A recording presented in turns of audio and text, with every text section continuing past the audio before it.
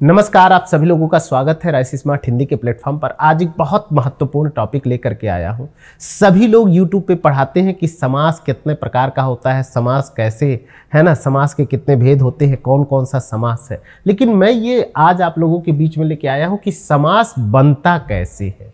आप लोग जानते हैं दो या दो से अधिक पद जब आपस में जुड़ते हैं तो नए सामासिक पद का निर्माण करते हैं, और यह जो नया सामासिक पद होता है वह समासिक पद के रूप में जाना जाता है। समास में दो पद होते हैं, पूर्व पद और उसके बाद आता है दूसरा पद। पूर्व पद को हम पहला पद भी कहते हैं, दूसरे पद को उत्तर पद के रूप में कहते हैं। अब ऐसी स्वीकृति जब आपको मिल जाती है, लेकिन आज का हमारा जो डिस्कशन है वो समास निर्माण की प्रक्रिया है। तो जब समास में हम क्या करते हैं, देखो जो शब्द है वह किस रूप में आ जाता है, शब्द जो है वो पद के रूप में आ जाता है। किस रूप में आ जाता है? पद के रूप में। और समास में दो पद होते हैं, पहला पद होता है और दूसरा पद होता है। इसे प्रथम पद, इसे पूर्व पद के रूप में स्वीकार किया जाता है, इसे द्वितीय पद, इसे उत्तर पद के रूप में स्वीकार किया जाता है। यह आप जानते हैं। अब हम समास निर्माण करते कैसे हैं, तो सबसे पहले संज्ञा के साथ यदि संज्ञा लगा दें, संज्ञा के साथ संज्ञा के मिलने से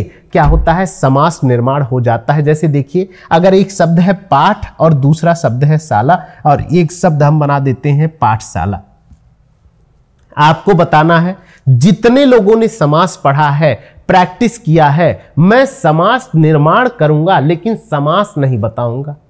आपको बताना है कि पाठशाला में कौन सा समास है। अब यहां देखिए, पाठ और शाला दो पद है, इसे प्रथम पद आप कह लीजिए, इसे द्वितीय पद कह लीजिए, द्वितीय पद कह लीजिए। यह दोनों पद क्या है? यह दोनों पद क्या है? संज्ञा पद है मेरे बच्चे, और संज्ञा पदों को जोड़ने से सामासिक पद का निर्माण होता है। इसी तरह गंगा और जल होता है, गंगा प्लस जल। अब ये देखिए, गंगा का जल, अब यहां पे देखिए तो गंगा जल को क्या कहते हैं? गंगा का जल कहते हैं। का आ गया, का आने से तत्पुरुष समास का निर्माण हो गया कि नहीं हो गया। अब देखिए दूसरा, देखिए नख और दंत दो पद है, दोनों संज्ञा पद है, नख भी है और दंत भी है, और तो बन क्या जाता है, नख दंत बन जाता है। इसी तरह जेब प्लस घड़ी है, दोनों संज्ञा पद है और शब्द बन जाता है जेब घड़ी। तो दो अलग अलग संज्ञा पदों को मिलाने से क्या हो जाता है, नए समास की निर्मिति हो जाती है, और यह शब्द पहले वाले शब्द से बिल्कुल भिन्न होता है। अब जेब घड़ी, नख दंत, गंगा जल, पाठशाला, तो इन शब्दों में कौन सा समास है, यहां लिख करके कमेंट करके आप जरूर बताइए, क्योंकि आप ये पढ़े हुए हैं। दूसरा देखिए नियम क्या है, यदि हम विशेषण के साथ संज्ञा पद का मेल करा दें तो भी हम क्या करते हैं, समास पद का निर्माण कर लेते हैं। बहुत महत्वपूर्ण बात है। ज्यादातर आप लोग पढ़ते हैं समास, समास के भेद, समास के 6 भेद होते हैं, अव्ययी भाव, कर्मधारय समास, द्विगु समास, द्वंद्व समास, बहुब्रीहि समास, तत्पुरुष समास पढ़ते हैं। लेकिन मैं यहां बता रहा हूं कैसे आप पदों के मिलाने से स्वयं सामासिक पद निर्माण कर लेते हैं। जैसे देखो, नील प्लस कमल दो पद है, एक क्या है विशेषण के रूप में आ रहा है और एक कमल क्या है संज्ञा पद के रूप में आ रहा है, और शब्द बन जा रहा है नील कमल बन जा रहा है। इसी तरह देखिए, पीत जमा अंबर, देखिए एक विशेषण है, एक अंबर संज्ञा के रूप में आ रहा है, और हमने बना दिया पीतांबर। अभी हमने चर्चा भी किया। अगर आपको इन शब्दों का जानना है तो आप हमारे राइस स्मार्ट हिंदी के हिंदी व्याकरण वाले प्लेलिस्ट में जाइए। ये सारे प्रश्न, सारे शब्द समास में हमने पढ़ा रखे हैं। नेक्स्ट देखिए, त्रि जमा नेत्र, त्रि और नेत्र दो शब्द मिला दिए और दोनों पदों से बन गया त्रिनेत्र बन गया। तो समास निर्माण की दो प्रक्रिया कि संज्ञा के साथ संज्ञा मिलने पर भी समास निर्माण होता है, दूसरा विशेषण के साथ संज्ञा पद का अगर मेल कर दें तो भी समास का निर्माण होता है। तीसरा नियम देखिए, विशेषण के साथ विशेषण का मेल होने से, यदि हम विशेषण को विशेषण के साथ मिला देते हैं तो भी क्या होता है, हमें सामासिक पद प्राप्त होता है। जैसे श्वेत श्याम, तो क्या हो जाता है, श्वेत श्याम बन जाता है। अच्छा बुरा, तो अच्छा बुरा बन जाता है, अच्छा और बुरा बन जाता है। सर्द गर्म, सर्द और गर्म बन जाता है। देखिए यहां पे आपको दिखाई दे रहा हो कि विशेषण के साथ विशेषण के मेल होने पर यहां दोनों पद की प्रधानता हो रही है। श्वेत श्याम को क्या कह रहे हैं, श्वेत भी है और श्याम भी है, दो अलग अलग पद, दोनों की महानता है ना। सर्द गर्म, सर्द और गर्म है, अच्छा बुरा, अच्छा और बुरा है। तो देखिए विशेषण को विशेषण के साथ मिलाने पर भी सामासिक पदों का निर्माण होता है। इसी के साथ देखिए संज्ञा के साथ यदि क्रियावाची शब्द के मेल किया जाए, यदि संज्ञा के साथ क्रियावाची शब्द का निर्माण किया जाए, जैसे देखिए मुंह प्लस देखा, देखा क्या है, ये क्रियावाची शब्द है, क्रिया के रूप में आ रहा है तो बन जाता है मुंह देखा। इसी तरह सिर कटा, कटा क्या है, क्रिया के रूप में, तो शब्द बन जाता है सिर कटा। तो सामासिक पदों की रचना हम इस पर, मन चला है ना, तो मन चला। ये देखो पॉकेट मार क्या बनता है, पॉकेट प्लस मार, मार क्या है, क्रियार्थक है और संज्ञा के साथ आ रहा है पॉकेट मार, और दोनों मिलकर के क्या बन जाता है, पॉकेट मार, है ना, जो चोर के रूप में आप कहते हैं।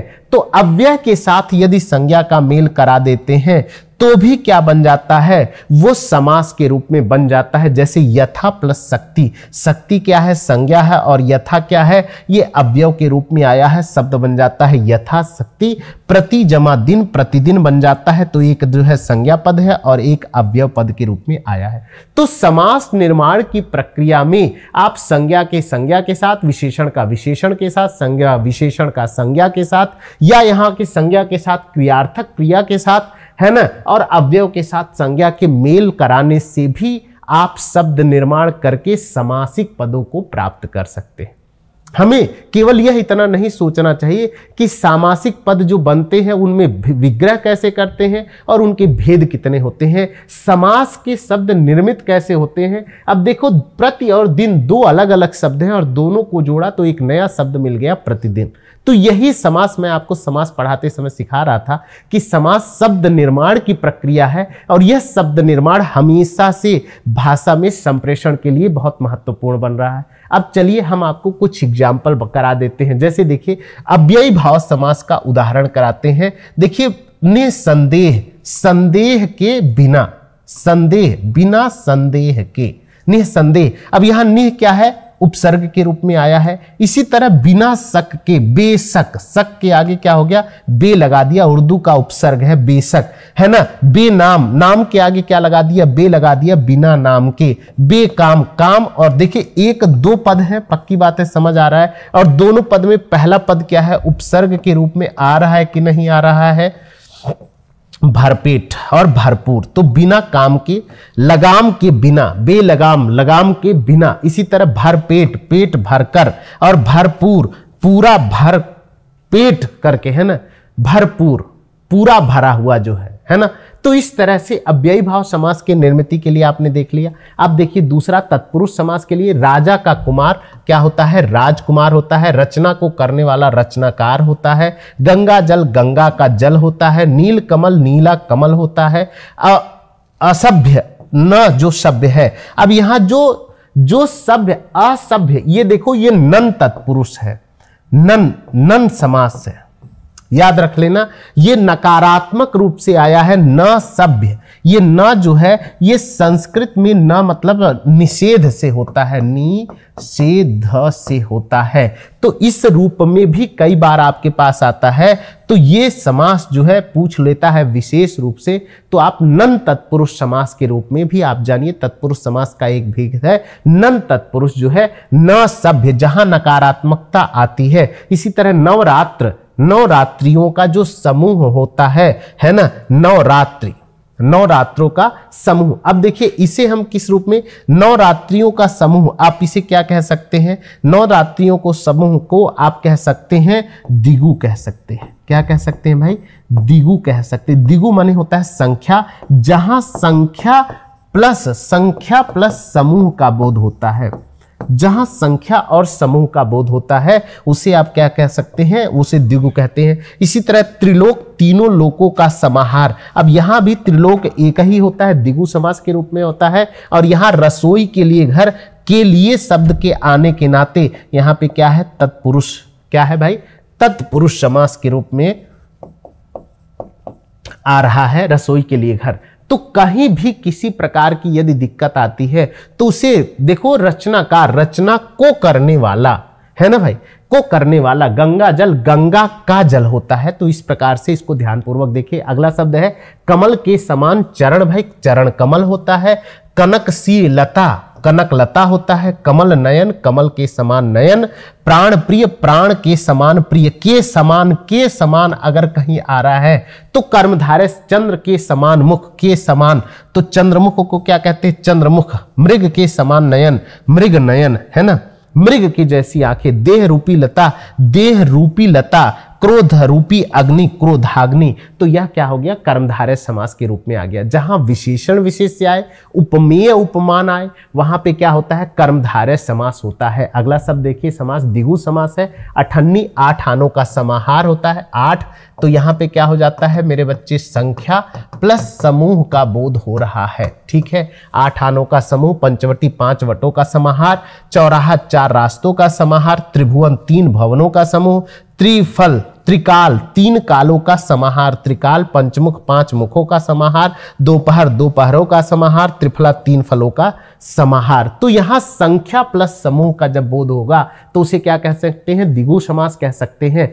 इसी प्रकार द्वंद्व समास देखिए, राजा और रंक, राजा और रंक, राजा और रंक होता है। रंक रंक हटा दीजिए। राजा और रंक होता है। रात दिन, रात और दिन होता है, ये हटा दीजिए। अपना पराया होता है, क्या? अपना और पराया होता है। बड़ा छोटा, बड़ा और छोटा होता है ना। भला बुरा, भला और बुरा होता है। काला गोरा, काला और गोरा होता है। देश विदेश, देश और विदेश होता है।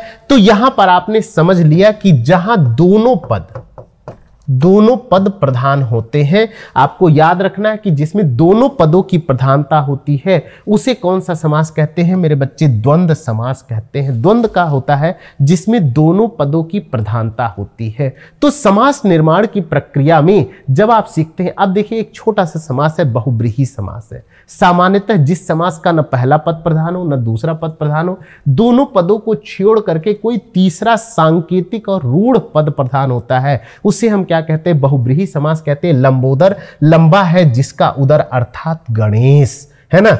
दशानन, 10 है जिसके आनन अर्थात रावण।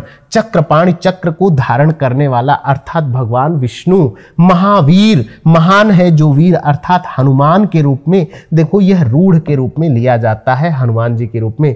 चतुर्भुज है ना, 4 हैं भुजाएं जिसकी, अर्थात 4 भुजाएं वाले कौन है भाई? विष्णु जी हैं। इसी तरह प्रधानमंत्री, मंत्रियों में जो है प्रधान, है ना, वो क्या हो जाता है? प्रधानमंत्री हो जाता है। अब देखिए पंकज है, पंकज में पैदा होने वाला अर्थात कमल, और गिरधर का मतलब गिर को धारण करने वाला अर्थात कृष्ण। लेकिन मैं आपको एक बात बता रहा हूं, अगर प्रधानमंत्री स्वतंत्र रूप से पूछे तो मंत्रियों में जो है प्रधान अर्थात वो मंत्री के रूप में तो है, तो यहां पर प्रधानमंत्री जो है कर्मधारय और बहुब्रीहि दोनों में अंतर पाया जाता है। बहुत जगहों पर इसे कर्मधारय के रूप में स्वीकार किया जाता है। मंत्रियों में जो है प्रधान तो विशेषता, विशेषण विशेष्य और उपमेय उपमान के रूप में आता है, न कि प्रधानमंत्री मंत्रियों में प्रधान है जो अर्थात प्रधानमंत्री, है ना। इसको बहुब्रीहि और कर्मधारय दोनों के रूप में स्वीकार करते हैं। स्टार लगा लीजिए, आप विकल्प देखकर ही इसको सही करेंगे। ठीक है, तो मैं ये प्रश्नों की श्रृंखला लेकर के आता हूं 11:15 से 12 बजे के बीच में। अगर हिंदी व्याकरण के प्रश्नों के साथ जुड़ना है, री एग्जामिनेशन की डेट आ गई है, यूपी पुलिस कांस्टेबल वाले विद्यार्थी ध्यान पूर्वक सुने। आपको यदि प्रैक्टिस करना है, मेरी प्लेलिस्ट में सभी प्रश्न यूपी पुलिस कांस्टेबल के हैं और ये प्रश्न करीब 3500 प्रश्नों के आसपास है। अगर आप चाहें तो वीडियो की स्पीड थोड़ा बढ़ा लीजिए, कम समय में सारे प्रश्न कवर किए गए हैं जो पुराने परीक्षा में आए हैं। तो आज के प्रश्नों की श्रृंखला यहीं पर करते हैं समाप्त। बहुत बहुत धन्यवाद। पुनः अगली कक्षा में आप लोगों के साथ मुलाकात होगी।